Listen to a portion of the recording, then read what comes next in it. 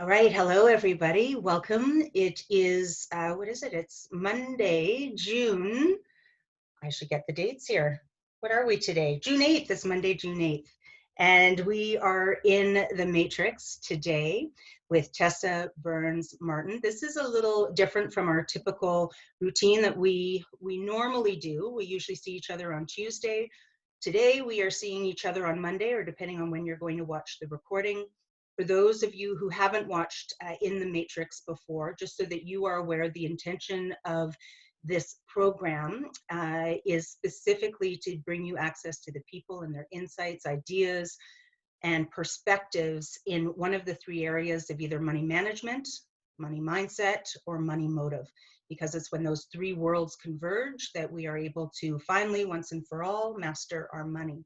And so today we have Tessa with us. Thank you, Tessa, for being here. And Tessa's experience would I consider fall under money mindset. And very excited to have you here today, Tessa, because many of our members, now just so everybody knows watching the call, Tessa is familiar with the Matrix, and she's looked at the program, she's familiar with week 2, and she knows what you are going through right now.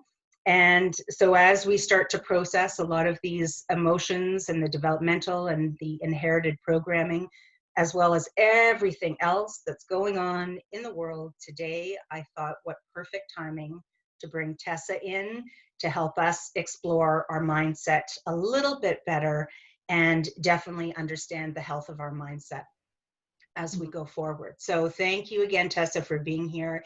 Tessa is a registered psychologist.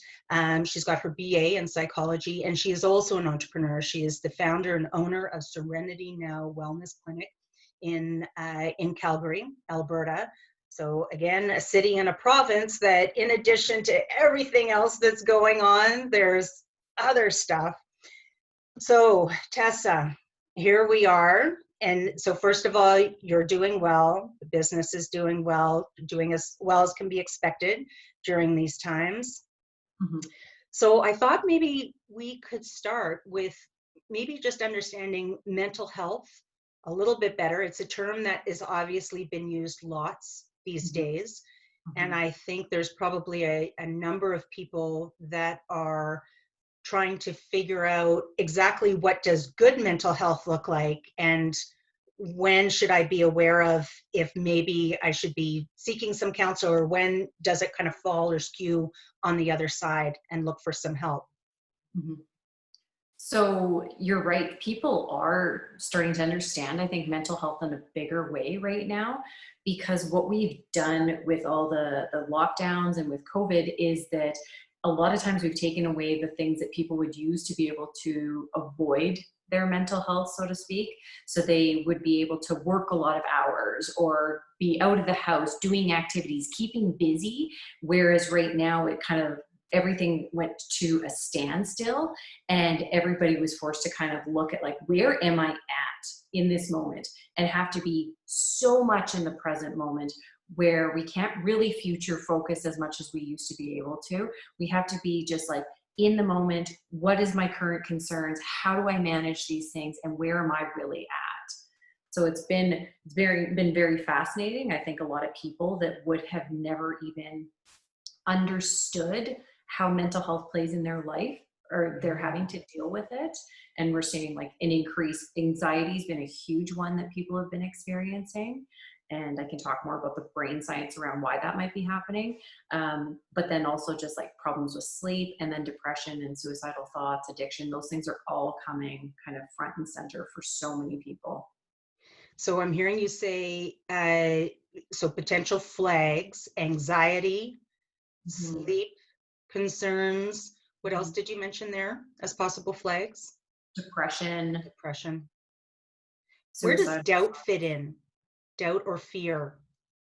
Well, the fear is a lot of the anxiety. That's where you're going to see that. That's the brain center. That's your limbic system. So we're talking about fight, flight, freeze in that area. And that's really what's coming up for a lot of people right now. Okay. I was watching you in an interview in Calgary, and you had talked about that, that fear piece and everybody being so future focused, Mhm. usually, right? And kind of finding yourself back in the present. Mhm. Um, and, the other thing that you mentioned too is just in addition to everything that's been going on, we've been isolated, right? And we've been stuck with ourselves. So not only can we not escape, but here we are, we're stuck in our house, we're kind of stuck in our mind, right? And all this different stuff that we've got going on here. So watching then for feelings of the anxiety, including the doubt and the fear, which escalate to get us to that place of anxiety, right? Okay. Sleep, depression, anything else we should be watching for that might be signals that our mental health might need a little bit of a checkup? Other escapist behaviors. So if you're no longer able to work too much, but now you're drinking or you're shopping on Amazon and getting boxes delivered every day, things like that might be also some concerns you have to be aware of. There's a lot of relational stress that's happening. Obviously, if you're stuck in your house with your spouse, problems with children, dealing with their behaviors.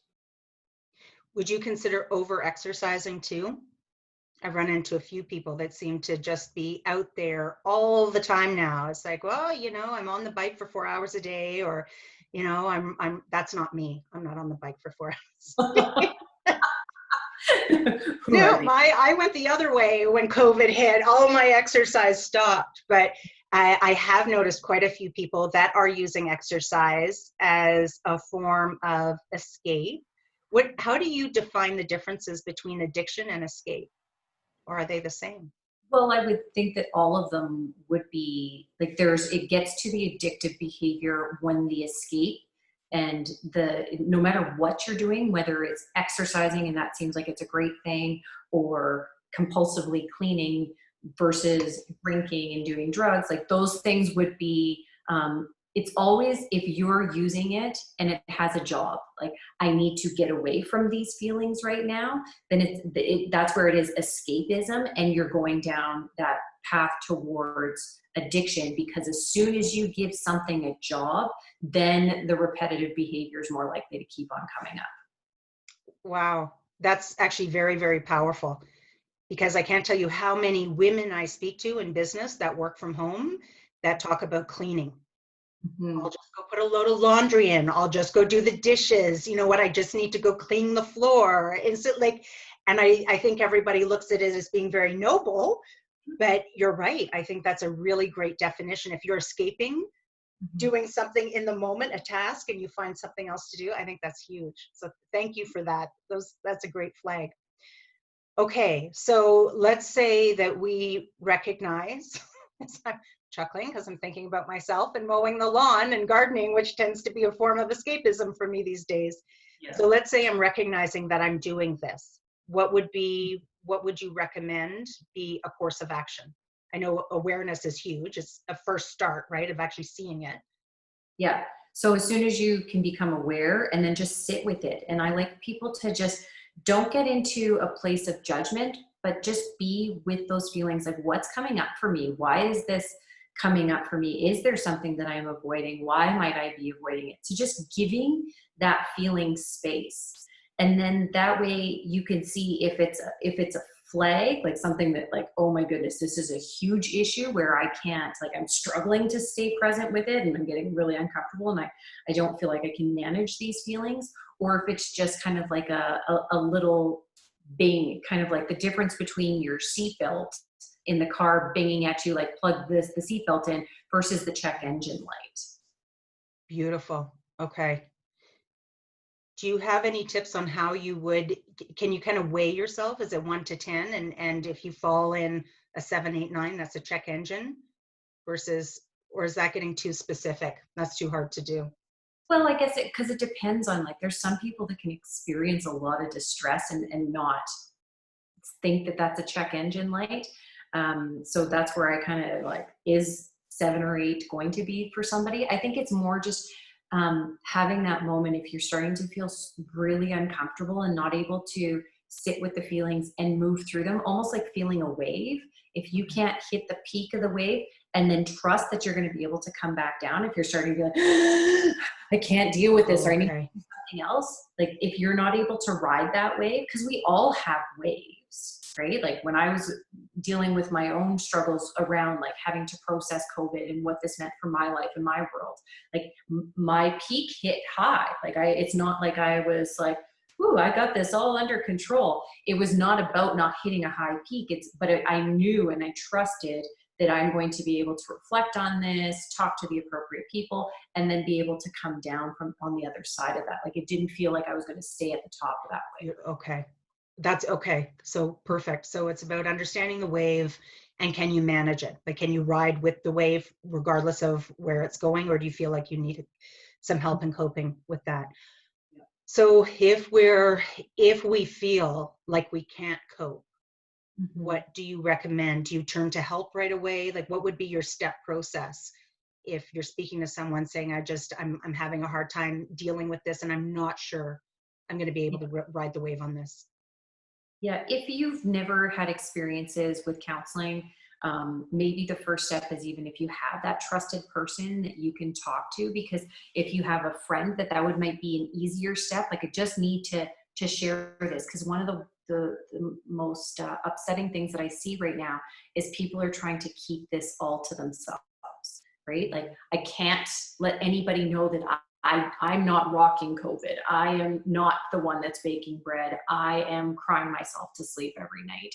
I am really struggling, right? So because there's a lot of images on social media about people like, look at all the things that I've organized and done, and I'm going to come out of COVID stronger and my world is going to be happier. And then there's like, I Yeah. don't know who that person is, but that's not me. Right. So maybe even just being able to reach out to a friend to just say like, I'm having a hard time. Because then if you have those people in your world where you can just start to open up that dialogue, that might be sufficient. You might not need to have additional resources or any tips or tools if you have a really strong support system. But for a lot of people, if they're really struggling, they're probably going to need to contact somebody to be able to get that support, to be able to make sure that somebody's able to see if they're doing the right things, and that's not going to get into the fixing. Like, well, maybe you should do this. Maybe you should do this. Maybe you should go for a walk. Right. Maybe like you need somebody that's just going to be able to hear like, it's okay for you to be struggling. It's okay for you to be at the top of that wave. And I'm going to support you. And I can also give you some resources, but you do them as you see fit. But the reason why I say start with a friend is because with everything going on, I don't want to be like, and now this is the perfect time for you to start your counseling process, right? Because a lot of people, that's just too big to start. So whatever that step is, just start to make a step in terms of sharing that you're not okay. Fair enough. So, question for you, if we're on the other end and we're the friend, and it sounds like you gave a little bit of advice there, that it sounds like this is the time for us to listen, let them talk, and then let them know that it's okay to be feeling what they're feeling. What else would you recommend that we do in those situations? If someone comes to us with heavy information, Mhm. what should we be doing in addition to listening and I guess repeating what they're saying? Yeah. You're the expert. And I think that it is, I know it sounds like it's just so simplistic in just terms of listening, but listening is the most powerful thing. Like even within the counseling piece, like 80% of what's going on in the counseling relationship and the success of that counseling relationship is the ability to feel like there's a relationship and somebody is going to be able to hold space for you. And so what we tend to do as family and friends, and I even notice this when I'm not in my own practice, and I'm like, okay, well, maybe we should do this, maybe we should do that. And but right. And it's because it's my own anxieties about my discomfort with hearing somebody that I love experiencing pain, that I just want to take it away, instead of just like working on, most importantly, making sure that when we're listening, that we are as grounded as possible.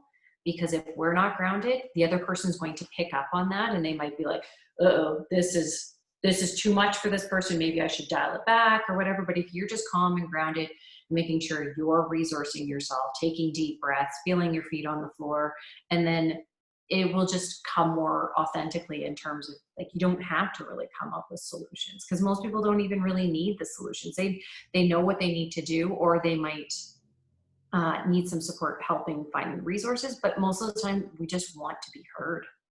Okay. Okay. Mhm. And do you, and maybe we can touch base on this after, we can post a list of resources where people can turn, including Serenity Now. But I know for kids, there's the Kids Helpline right here in Canada. And I know there's a national crisis line now too, right, that people can tie Mhm. into. So we'll post a whole bunch of resources there for people if they or if they have friends Yeah. that might need those resources. Yeah. And that would be in a case where you might find, like, if you're really noticing, like, I am not equipped to deal with that. That's Yeah. again, if you're checking in and you're like, this is too big, like my friend's talking or my spouse is talking about suicidal thoughts and I don't feel equipped, like, let them know this feels like it's too much for me because I don't have the skills and expertise, but Mhm. it's really important for you to reach out and I'll help support you as you're reaching out. What can I do to help there? Is there a time that we should ever be reaching out on their behalf, If even if there's they an haven't asked for help? if there's an imminent risk. So you want to, like, one of the most terrifying things for most people is to hear that somebody's feeling suicidal. So we assume that as soon as somebody says, like, I can't go on, I want to take my life, I'm done with this, that's like automatically red flags. Oh my God, this is do or die. But it's not the case. You want to just kind of like stay grounded and just ask them, like, okay, so is it just thoughts, or have you actually, like, do you have a plan? If they start to talk about having a plan and they have the access to that plan, like, not just like, oh, I would just shoot myself in the face. And you're like, well, they don't have a gun. So that was like, there's no real imminent threat. But if they are talking about something and like they might have firearms in their house, or they're talking about cutting themselves and they have access to those things, that's where you might want to Okay. say, this sounds really serious. I think we need to reach out for some more support. Would that look like, do you want me to help you call a police officer or take you to the hospital, something like that? Okay. So I know we got heavy there for a little bit, everybody that's watching, but it's interesting because these things can come up at the most unlikely and unexpected of times, and sometimes you don't get to plan for it, right? At least that's been my experience in life. And so just having all of these tools in your toolkit, in the event that you ever find Mhm. yourself in a situation where someone's speaking this language and speaking to these concerns, we know what we can do for them, and we've got some tools for us now too. So shifting gears a little bit into money, not that money wasn't a stress before COVID. Are you seeing anything specifically right now? Is it mostly the unemployment and where's the money going to come from? Or are you seeing anything different in this space other than normal? Mm, More so the unpredictability, right? Because what we're noticing as a whole is that everybody's in a trauma state, because trauma is basically any time we feel like our environment is unpredictable and uncontrollable. So most people are in a trauma state because they don't have the predictability or control like they used to be able to do, which will be like, knowing what I know from the money matrix is, like, when you're in a trauma state, that's your limbic system, that's all your unconscious patterns. So that's where people's stuff will come out the most, right? Yep. So from like in my personal experience, I like, mine was always, there was never enough money growing up. Yep. And so when this all came up, the automatic thought was, there's not going to be enough. I'm not going to have enough to take, I'm going to lose everything. And then everything is going to come crashing down. And luckily, like, the matrix works and I was able to go to like, what's my budget? How much room do we have? How much time do we have? All those things. Like, thank God we had set up, but it was having to feel the trauma first and have that activated and then be able to, like, take deep breaths, calm myself down, get back grounded and centered so I get out of the limbic system to Yep. be able to work through more conscious patterns. So I guess I'm thinking with the work that everybody does in the matrix, there's two things. I guess going into it, there's, they're obviously right now in the matrix, they're getting into it with some stress from COVID, which is actually what's motivated them to do the matrix, because they're already uncomfortable enough now to go, what has been going on all these years? I've got to figure it out. Now, in addition to that, now they're getting into all of the developmental programming, right? And that inherited programming, and they're starting to relive a lot of that trauma. But what I love about what you said earlier, it's about understanding the wave, right? Mhm. So, as you know, a lot of people will run from some of those exercises. Oh, I'm not going to do the money memoir right now, or they'll find an excuse. But then sitting that out, sitting in the trauma, and then can I see the other side of this, right? And what can I learn from it? And so I think this doesn't really take anybody into one of those big, big, deep dives, right? In terms of, I'm not going to be able to survive going back to all of that trauma. But what I'm seeing come out on the other side, which is more prominent, because I think that after week one and people see that magic number, usually, there's a little hyperventilating going on. How am I going to make that? And so what I'm noticing is that it is, yes, that it's that fear of the unknown, of even now through COVID. So, in the best of circumstances, you want me to make this number, and now COVID is here and you want me to make that number. So it's the doubt of what's going to happen in the future, how they could possibly do it. But there's also this, and maybe it is still future based, but there's a lot of stress for people around, I don't want to relive my pattern. I don't Mhm. want to start this journey now and start doing really well and then come back and bite myself in the foot again. How Mhm. do we get people to stay present, right? Because present is actually where and you said it, everybody's seeking control. They just want to know. They want certainty. Like, I think our brain craves it, right? Our brain craves that certainty. Mhm. We don't really ever have it, is my Mhm. belief. Like, we just never know. What do you recommend in this space for people, whether they're uncertain about the future and making it, or whether they're worried about reliving the past again and repeating habits? Any tips you can give people? Well, especially like this was true. Like we want to stay in the present moment all the time, but I find that with COVID, we need to tighten the window. So as much as like I would love to be able to do like my 5, 10 year planning to be able to understand like how am I going to make my magic number and how am I going to start to plan that out. It's okay, that might be the magic number, but let's really tighten up to what that looks like today so Mhm. that way you do start to feel like you have power and control. Remember, trauma happens in a sense of unpredictability and loss of control. And the only thing we can control is what we have right here and now.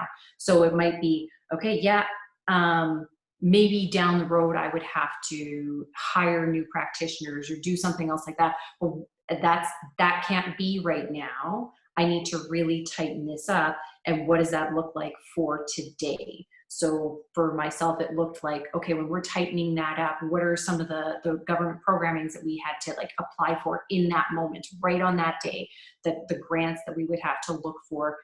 And then those things, like, of course, my husband wants to be like, and then what about the second location? No, no, no, we're tightening up because that feels like it's out of control, right? So we have to tighten the window. Okay, what do we need to do to be able to still hit those magic numbers, right? Making sure Mhm. we're still hitting 25% for profit and Mhm. starting to like do those things in the here and now.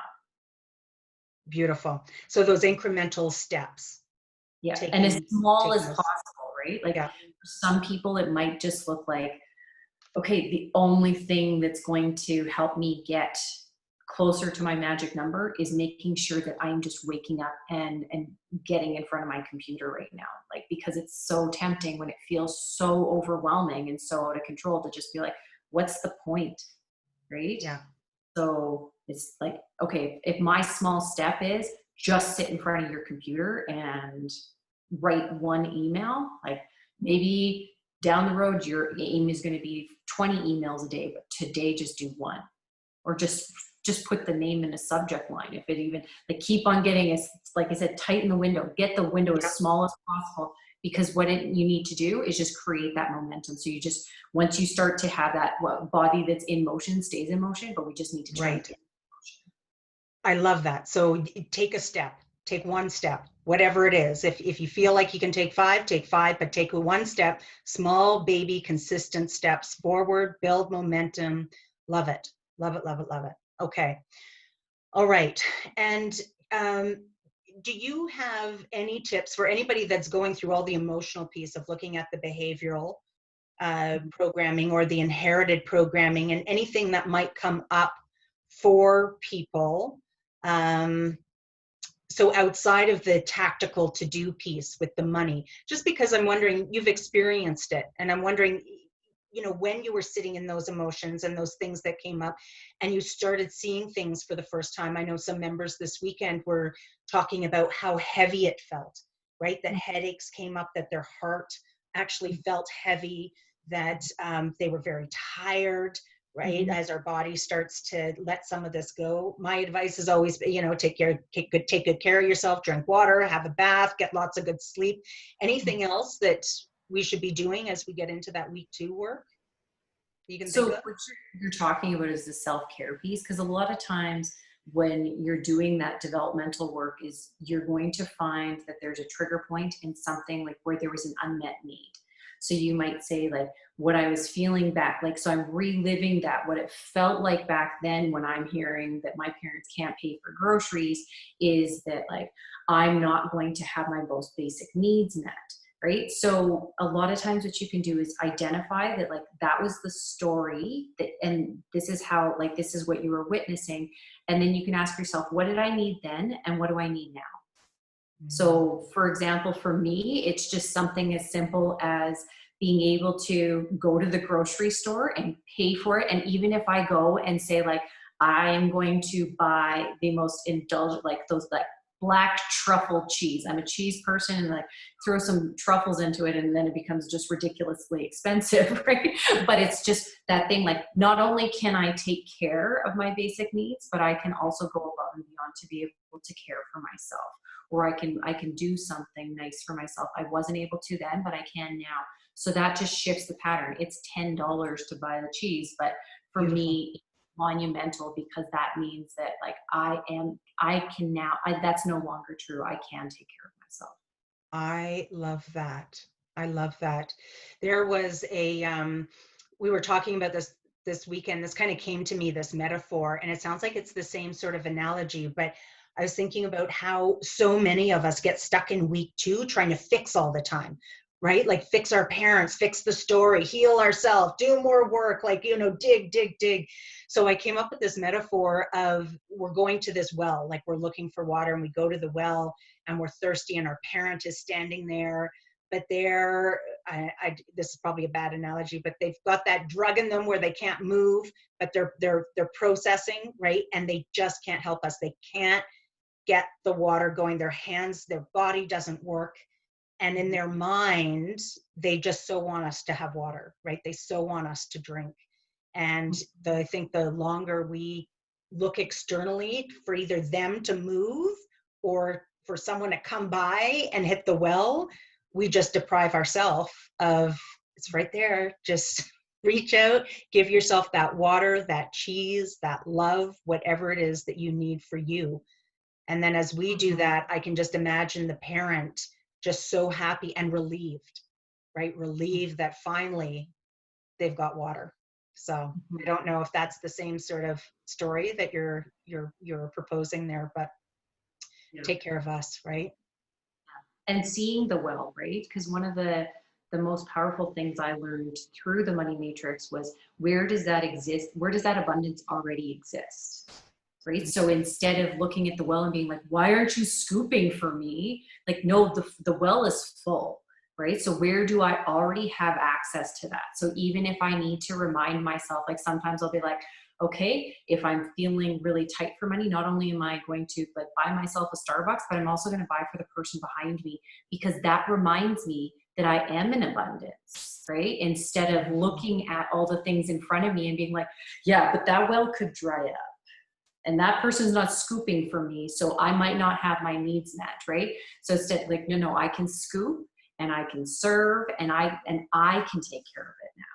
That's huge. That's huge. When you said that it might dry up, that reminds me of sometimes the clients that are worried about, I feel like I'm going to repeat my pattern, right? That's going to dry up, then I'm going to stop, then I'm going to go back, right? And yeah, so just keep those small little baby steps going forward, and then you'll just never go back.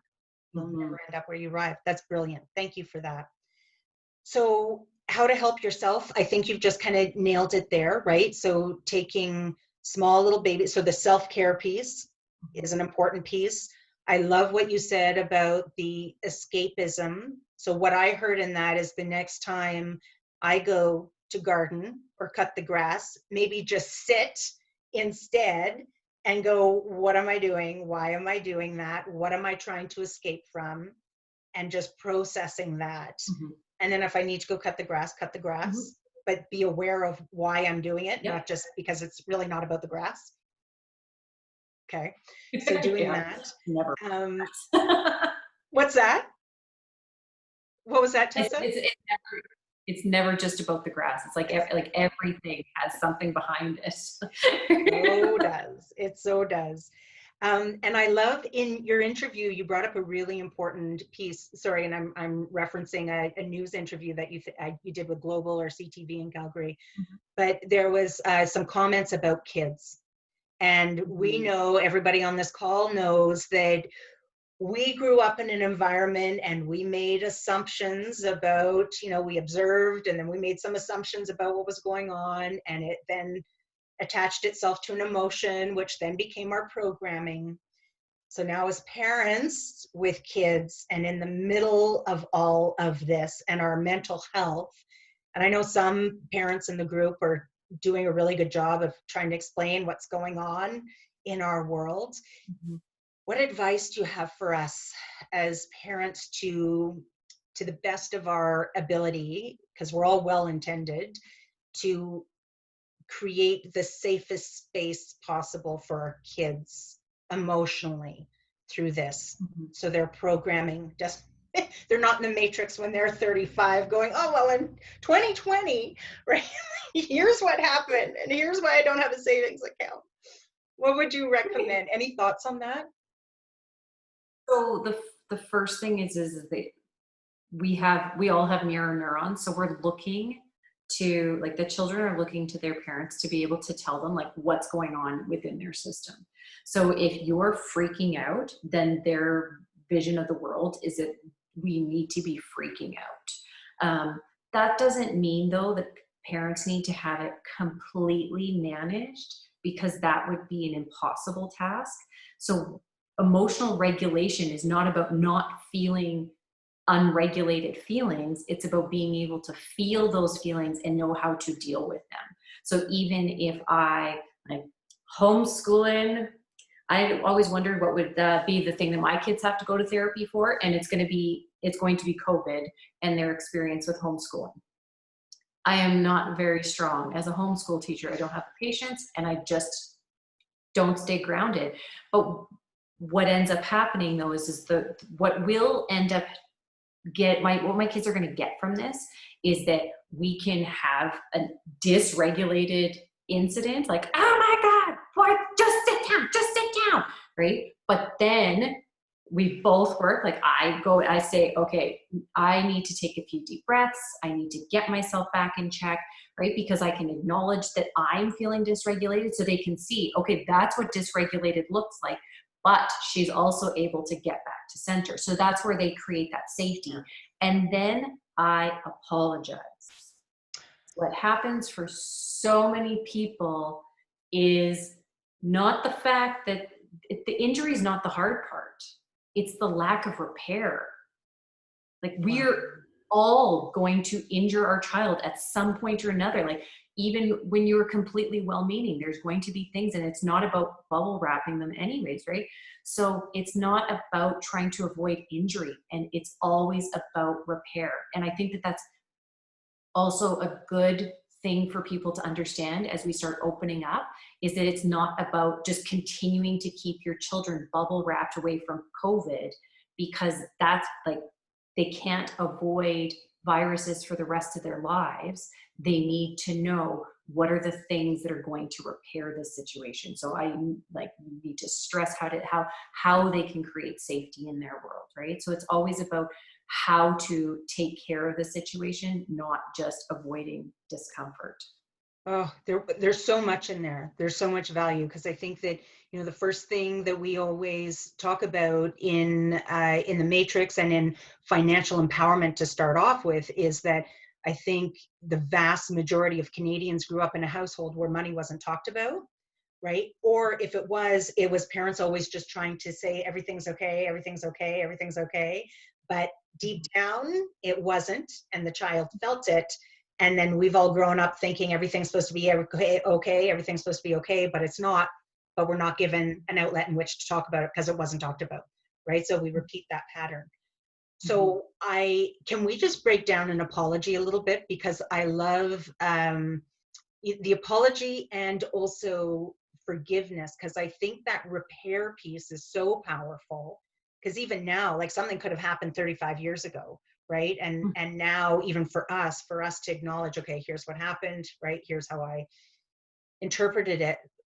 But would you agree, I see there being almost three components to an apology. It's here's what happened, here's what I did, right? And then that repentance. And I would have, and I want to be mindful of this because I also think sometimes we over apologize for things, right? Like we're sorry for everything all the time, but I can appreciate that this is what happened. It wasn't ideal. I take full responsibility for it, right? I apologize for my actions. And then we talk about what we see the impact maybe have been on them. So here's what happened. I apologize for it. I suspect it might have made you feel like this. Is that right? What do you think about that 3-step apology? Am I overthinking it? Do you think there's value in it or would you make any changes to it? Yeah, the only thing I think that, like, in order for it to be a repair, you Yeah, want it to be also, here's what I am going to work on doing different next time. beautiful. Right? It's Okay. just it kind of wraps that up because otherwise it's like, yeah, you can, like, I don't know about anybody else, but my kids are always like, sorry, sorry, sorry, sorry, right? Like, yeah, okay. And then we always are working on, yeah, perfect. We don't beat each other up for mistakes that we're making, but we do make commitments to try and do better next time. So what is that going to look like? Right. So I got really frustrated this time. And what I'm going to work on is that when my emotional temperature starts to get a little higher, I'm going to walk away a little bit sooner or take a few deep breaths. Or I'm going to even ask you that if I'm making you feel uncomfortable, just let me know. And then I will try and work on taking my deep breaths a little bit sooner. Right. Beautiful. Yeah. Beautiful. Nope, that's great. That's huge. Because otherwise it is it's empty, isn't it? It's like, yeah, I'm sorry, and you do it again. But then people are held accountable when you say, here's how I'll do it differently next time. I love that. Mhm. That's a great addition to it. Well, thank you, Tess. I know that we talked a little bit just to round this out again at the end here. If so now we've got the tools that if we're feeling that our mental health might need some support, reach out to a friend. We're going to post some resources for individuals. It's about understanding, why are we escaping as one mode, right? Can we ride the wave? If we feel like, no, this is a beyond me right now, reach out to the friend.